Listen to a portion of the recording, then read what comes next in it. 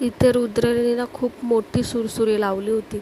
तर इथे आम्हाला कोणालाच आयडिया नव्हती की ती अशी भयंकर पेटणार करून. कारण की आम्ही आधी माझ्या भावाला विचारलं होतं की कशी पेटते वगैरे.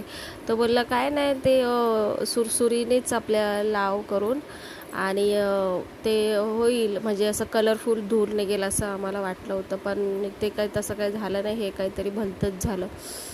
तर असं होते. झाल्याच्या नंतर आम्ही खूप घाबरलो होतो. नंतर मग खूप टायमानंतर रिलॅक्स झालो आणि मग मी माझ्या हातावर शांतपणे मेहंदी काढत बसली.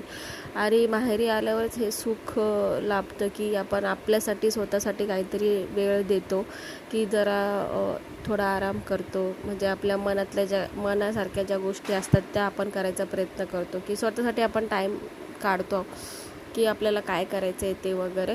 आणि बघा मी अशी मेहंदी काढली होती. कशी वाटते तुम्हाला माझी मेहंदी नक्की सांगा. भेटूया नेक्स्ट व्लॉगमध्ये. चला बाय, काळजी घ्या.